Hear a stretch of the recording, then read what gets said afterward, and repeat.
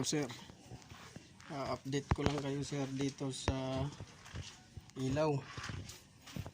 So yung ilaw ito, yan yung ilaw, naikabit ko na.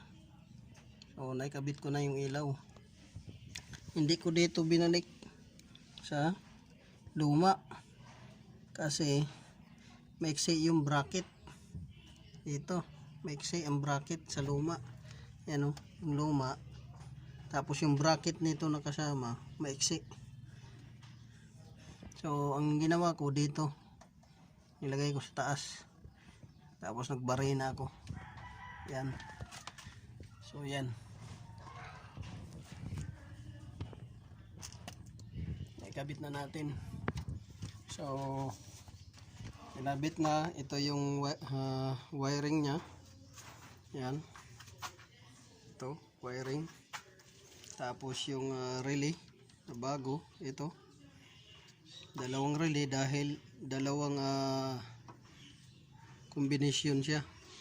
Dalawang klaseng ilaw, dilaw at saka puti.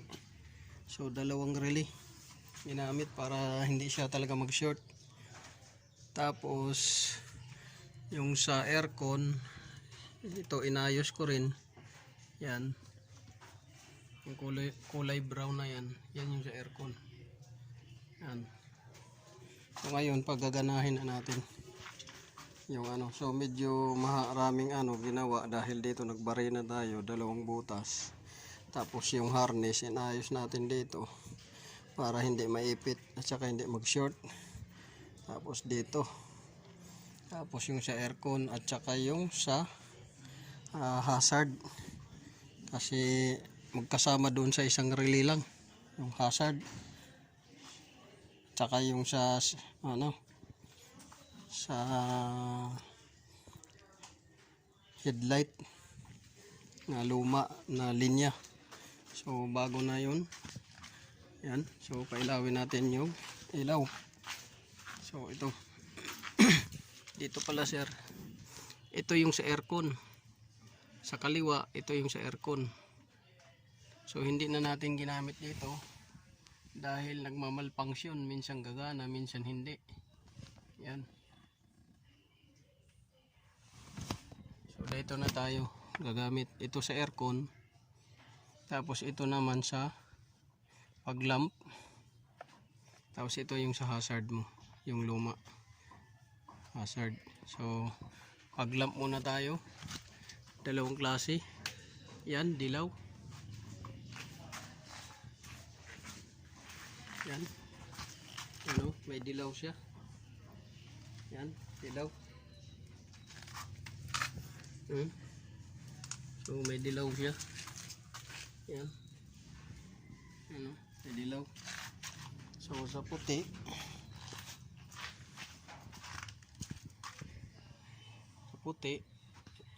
taas lang, taas. Yan, puti yan. So yan, lead light na yan, puti. Kasi dalawa yan siya, puti at saka dilaw.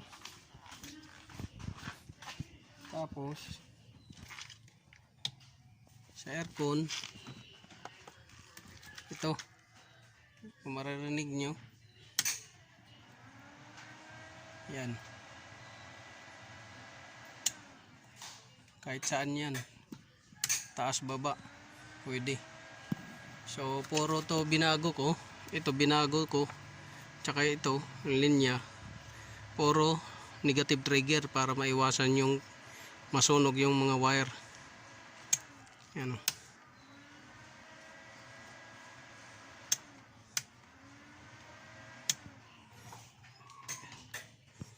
Yan. So yan. So makikita ninyo yung sa gitna na HID dilaw kulay, yung sa gilid puti yung mga LED. So yun, bukas focus na ako dito, balik uli ako sa carburetor. So electrical, natapos na electrical wiring. Tapos na siya. So, focus na ako dito sa makina. So, yun lang yung update ngayon, sir. So, ang maiwan na trabaho ay dito, yung in-order yung wiper washer motor, ito, at saka ito. So, ito na yung gagawin ko bukas. Yung carburetor, i-overhaul ko. Kasi kailangan malinisan ng husto. So, yun lang, sir. I-update ko kayo uli pagka naisalpak ko na yung carburetor. Dahil okay na yung pag-lamp nyo. Ayan. Naikabit na natin. Pati doon.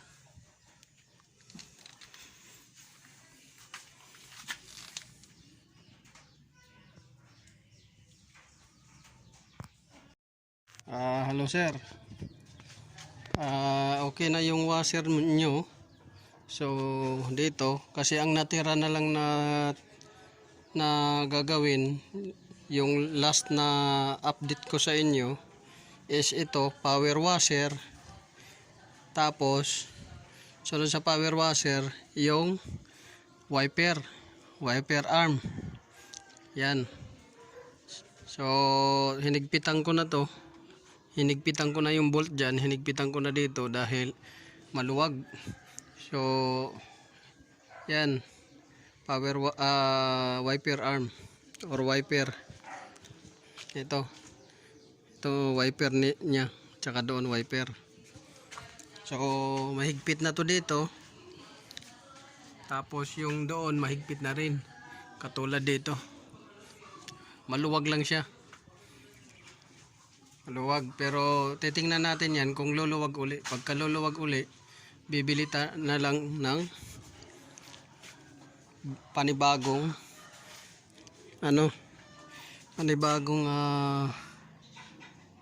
panibagong ito, arm nya, linkage. Kung luluwag pa uli. So okay na yan. Mahigpit na, pinagana ko, okay na. So ang kasunod, ito wiper nozzle washer. So yun, wiper blade. Yung wiper blade okay na, hinigpitan na, hindi na siya maluwag. So ito wiper nozzle hose, mayroon na linya.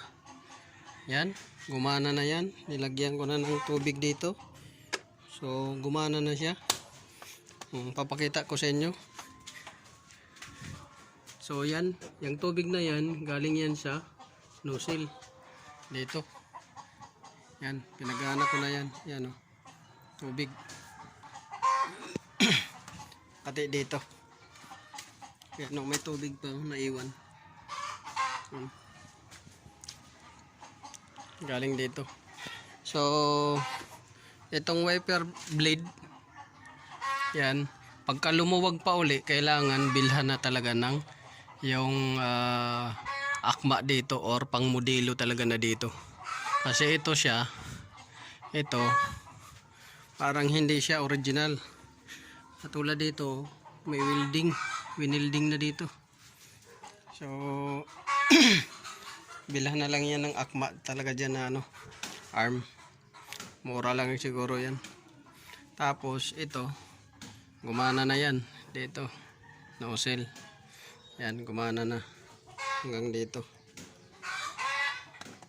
So ang natira na lang itong carburetor. So okay na yung carburetor, kabit na. Yan, kinabit na natin yung carburetor. Yan, kakabit na yan dyan. Yan, malinis na. Yan, malinis na siya. Yan, yan, malinis na siya. Yan, malinis na rin siya. Yan o, malinis na siya. Pinalitan na natin ng repair kit. Yan, tapos yung filter nyo. Yan, ang problema lang, nung pinaandar ko, drain na yung battery. Naubos na pala doon sa natin ng ilaw. So pina-charge ko muna yung battery kasi naubos, hindi kaya niya mag-crank. So pina-charge ko muna. So kukunin ko ngayon yung battery. So sana umandar to para bukas ng Sunday makuha ninyo. Pagka umandar to. So ang natitira na lang talaga nito, itong karburador. Dito, tsaka battery. Pagka umandar itong sasakyan na to, meaning okay yung karburador. So nagawa ng paraan sa repair kit yung karburador. Okay. Pero kung hindi talaga siya andar, so mayroon na siyang problema sa pump niya. Ito.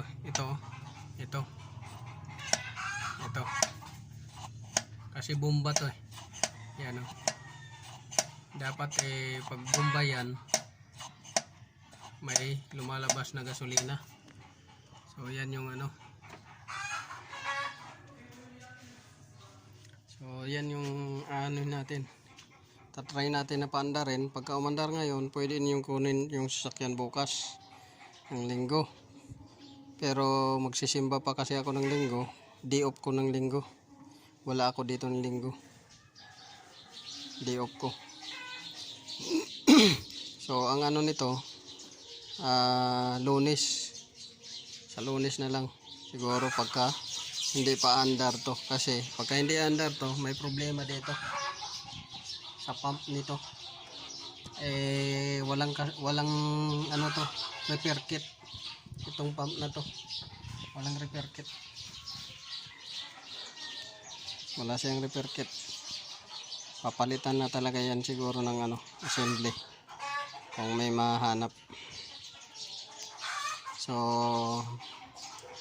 sana umandar na to kasi lahat na na-fix na natin. So yung natira dati na wiper washer, ito wiper motor na ikabit na natin.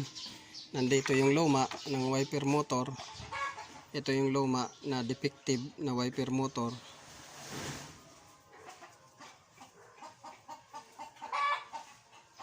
So ito defective na wiper motor, luma. So bago na yung kinabit dito na wiper motor, may tubig na, so gumana na yan. Gumana na yung wiper motor. Tapos may linya na rin dito. Yan o, yung kulay green na yan na hose.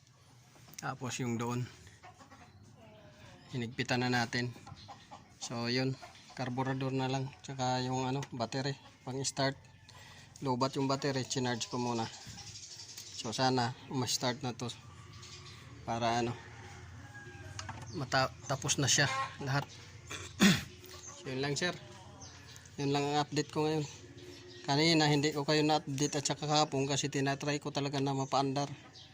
Kaso hanggang sa naglobat, nag-jumper na kami dito ng isang battery. Hindi rin kinaya dahil yung battery siguro na yun, mahina na rin yung ginamp namin na battery. Siniris na battery. So yan. Kaya hindi ako nakapag-update kahapon at saka yung kaninang umaga dahil tinatry ko talaga na mapaandar siya. Naging busy lang. So yun lang sir, maraming salamat. Sana pag nakuha ko yung battery, tuloy-tuloy na yung andar niya at umandar na siya at bumumba. Kasi pagka wala yung karburador talagang ano, hindi na kayang ano, magbomba. So yun lang. So umandar na sir. Sir Carl, umandar na. Nagawan din ng paraan. Yan. Umandar na siya. So pailawin na natin yung mga ilaw. Nagawan ng paraan natin. Sira yung power pump ng ano,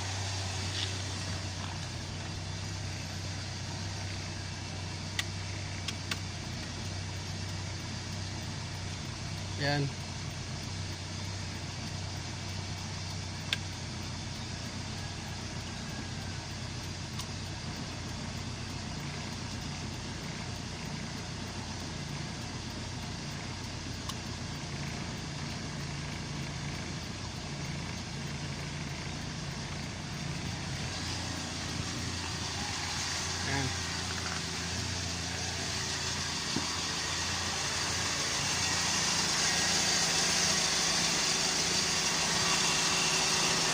Andar na. Yan. Okay na siya dito, mga lighting. Tapos pag-lamp. Yan. Okay na. Tapos dito sa likod, ano lang natin, check natin. Oh, sobrang liwanag ah. Oh, sobrang liwanag. Very good na very good. Yan oh, sobrang liwanag. Yan, liwanag na siya. Oh, yan. Oh. So, pwede na ninyo sigurong kunin to ngayon. Pwede na to siguro kunin. Mandar na. Lahat gumana. So, yung hazard. Tapos yung lights. Tapos pero mas maganda to kung ano, bisitahin nyo muna ngayon dito para maging okay. Yan.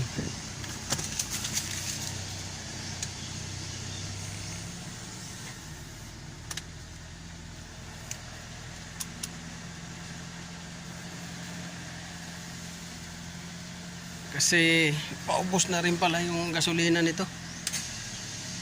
Oh, aircon. Tapos pag-lamp. Ayan, pag-lamp, yellow, puti. Tapos ito hazard mo.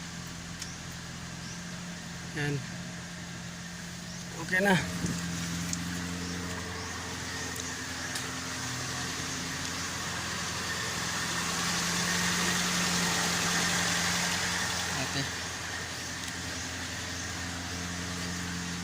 Ilawan natin kung temperature okay.